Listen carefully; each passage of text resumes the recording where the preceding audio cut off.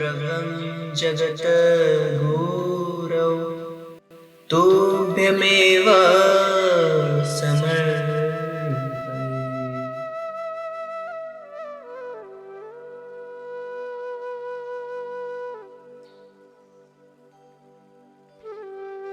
आध्यात्मिक प्रगति के 3 सोपान।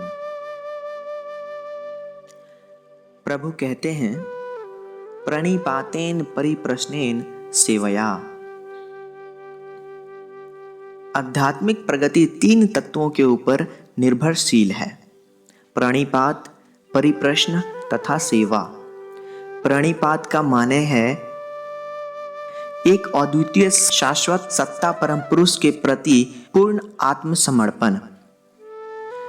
इस दिशा में साधक का मनोभाव होता है कि विश्व का जो कुछ है सभी परम पुरुष का है, हमारा कहकर कुछ नहीं है।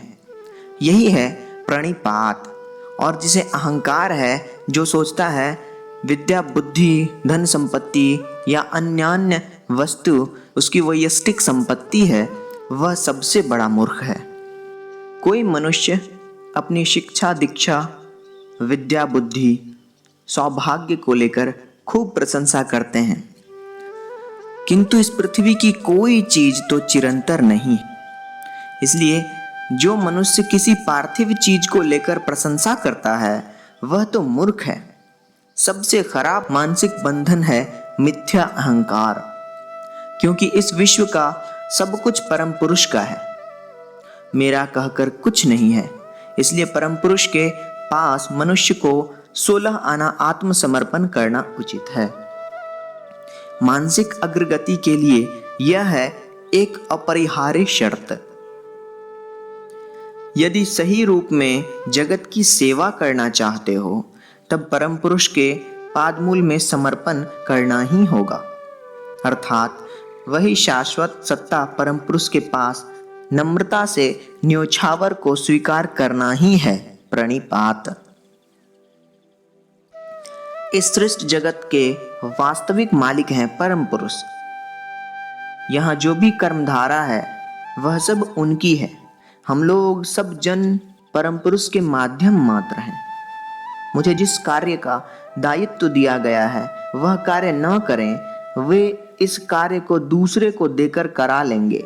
इसलिए किसी कार्य को करने के पहले अवश्य यह भावना लेनी होगी कि परम पुरुष कृपा कर मेरे माध्यम से वह कार्य करा लेते हैं। जीवित काल में सचराचर सांड को देखोगे कि बीच बीच में वह गर्जन कर बोलता है, हमा, अर्थात मैं। किंतु उसके मृत्यु के बाद उसके ही चमड़े से सूक्ष्म तांत से तैयार धनुष की आवाज निकलती है, केवल तुम। इसलिए सर्वदा याद रखना होगा, मैं कुछ नहीं करता हूँ, स्वयं परम पुरुष ही सब कुछ करते चल रहे हैं। और ये सब करने के समय वैश्विक सत्ता के विचार से मनुष्य को मायाजाल में जड़ित होना उचित नहीं है। किसी को क्षमता, प्रतिपत्ति, पद मर्यादा, सौंदर्य, सम्मान, वित्त, अर्जित ज्ञान, किसी चीज को लेकर अहंकार करना उचित नहीं है। सर्वदा याद रखना होगा, हम सबके मालिक हैं परम पुरुष, हमारा कहकर कुछ नहीं है। परिप्रश्न कहने से उन्हीं सभी प्रश्नों को समझा जाता है जिसका उत्तर मनुष्य जानकर आध्यात्मिक उन्नति लाभ करता है। पांडित्य प्रकट करना या इस प्रकार के प्रश्न के लिए प्रश्न करने से मनुष्य का समय और शक्ति का बेकार अपचय होता है। ये सब एकदम बेकार की चीजें हैं। परिप्रश्न को छोड़कर अन्य किसी प्रश्न का रहना भी उचित नहीं है। परिप्रश्न के व्यतिरेक अन्य कोई प्रश्न करने से मनुष्य का सिर्फ समय और शक्ति का अपचय होता है। सेवा माने निस्वार्थ सेवा। यथार्थ सेवा वही संभव है जहां प्रतिदान में कुछ भी पाने की अभिलाषा न रहे, जहां कुछ देने पर कुछ पाने की वासना रहे। उसे सेवा नहीं कहेंगे, इसे व्यवसाय कहेंगे। जहां लेन देन का प्रश्न है उसे व्यवसाय कहते हैं। कुछ समय अनेक समाचार पत्र के स्तंभ में व्यवसाय प्रतिष्ठान का विज्ञापन दृष्टिगोचर होता है। अमुक साल से आप लोगों की सेवा में नियोजित। नहीं, यह सेवा नहीं है, यह व्यवसाय है, क्योंकि इस क्षेत्र में विक्रेता बिना कुछ लिए कुछ देता नहीं है। सेवा के क्षेत्र में देना ही बड़ी बात है, लेने का प्रश्न ही नहीं उठता है। यदि कोई कुछ दान करता है और मन में सोचता है कि प्रतिदान में कुछ देने पर भी नहीं लूंगा, यही है सेवा की सार बात। एक शब्द है जो प्रायः भक्त लोग बोलते हैं, वह है प्रपत्ति। प्रपत्ति माने संपूर्ण आत्मसमर्पण, अर्थात भाव यह है कि वही चरम दैवी सत्ता परमात्मा ही सब कुछ करते हैं, मनुष्य कुछ करता नहीं है। परम पुरुष की इच्छा से ही सब कुछ होता है।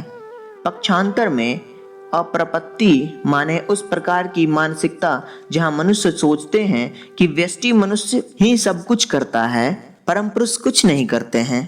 प्रणिपात, परिप्रश्न, सेवा, इस तीन तत्व को मनुष्य मानकर चले तो मनुष्य की अग्रगति होगी ही।